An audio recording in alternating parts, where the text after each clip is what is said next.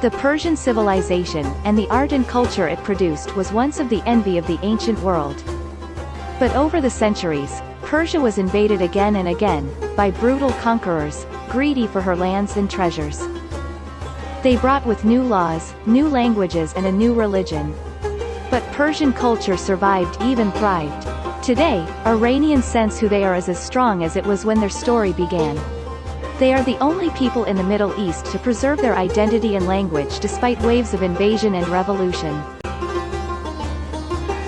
The misconception between these two large and powerful states, Arab and Iran, seems to arise from their shared religion of Islam on the surface. But deep down, they are not the same. After Arab invasion in 651, Islam did eventually displace the native Zoroastrian religion.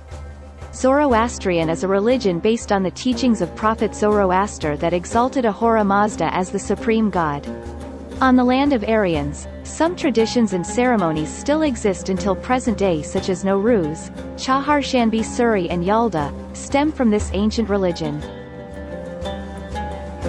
Although both are the largest Muslim countries, they are separated between two branches of Islam: Sunni and Shia. The name Sunni is derived from the word sunnah, which means tradition. This sect believes that they follow the true tradition of the Prophet Muhammad. Sunni Muslims practice Islam as their interpretation of Islamic law guides them.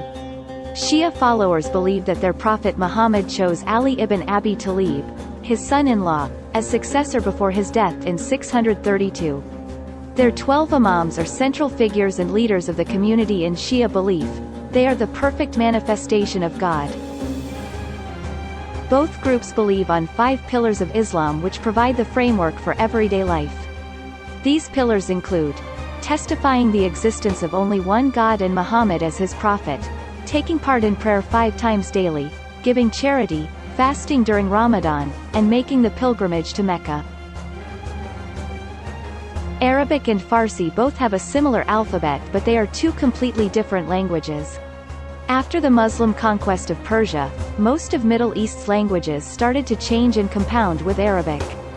For an instance, Turkish had Arabic script as Farsi do, but after Ataturk's reforms, they adopt a new alphabet derived from the Latin. A quick study of language families reveals that Persian is an Indo-European language, whereas Arabic is a Semitic one. It was the Tahirid dynasty who replaced Pahlavi with the Arabic script in the 9th century. Even though modern Persian has many loanwords from Arabic, much in the same way that English does from French.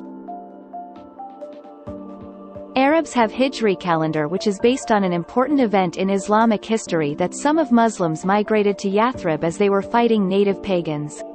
And interestingly, unlike most nations, Arabs do not celebrate their new year. Iranians have Iranian calendars, which is based on the ancient calendars Persians used in pre-Islam era. Iranians do celebrate their new year called Nowruz. Nowruz, which means new day, is an ancestral festivity marking the first day of spring and the renewal of nature. It includes rituals, ceremonies and cultural events, as well as the enjoyment of a special meal with loved ones. Iranian social behavior mostly comes from religious and cultural backgrounds. In a general view, there are two groups of people in following the social norms and cultural regulations. One group is the elderly traditional group. The other category is the young and modern generation who do not care much about the traditional custom and norms. Young Iranians are now at the vanguard of a new movement for change. Iranian women have good aesthetics naturally. For centuries, a woman's beauty has been an essential component of Iranian culture. They put on makeup when they go out, at the workplace and social gatherings.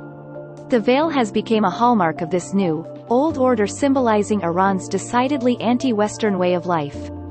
Today, women are protesting by no longer heeding the dress code.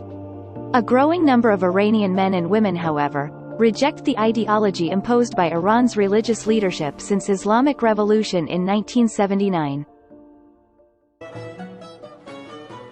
Despite the introduction of Islam, Iran has retained its language, identity and traditions, thereby distinguishing it from neighboring Arab countries.